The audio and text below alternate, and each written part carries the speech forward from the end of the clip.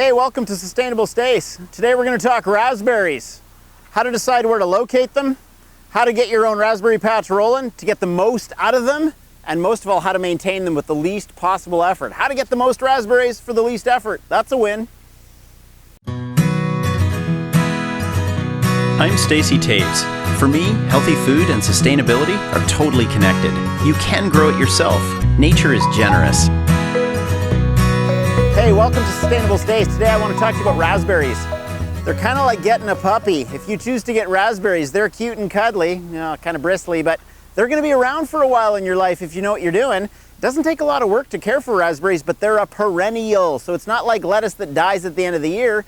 They look like they die, but they grow a whole bunch of baby shoots for the next year. And so you take out the babies from last year and you let the new ones grow. Another thing that you got to know how to do is how to keep them strong and steady when they start getting a lot of leaves and bearing fruit. But let's start at the bottom. If you look down at the bottom here of these plants, I've placed one shoot every 2 feet or so. And I get that spacing out and then they do all the propagating from there. They make their own babies and runners and they propagate from underneath. They don't drop seeds, they run runners out. And you'll start to end up in a few years with more raspberries than you know what to do with.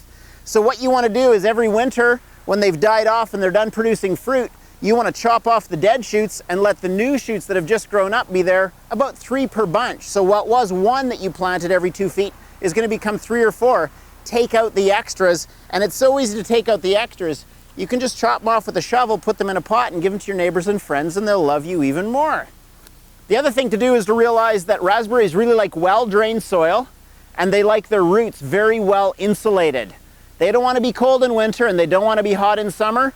And the beautiful answer to insulating raspberry roots is leaves. So these raspberries, when they started out this spring, I pruned out all the dead ones. I left living ones. I chopped them all basically at chest height. That's where I chop them all the time. And I have wires that run from the top to the bottom of my patch. And with those weeds there, I didn't pull a single weed.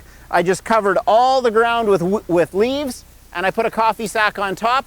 Don't pull a weed. Just cover it, smother it, it dies on its own.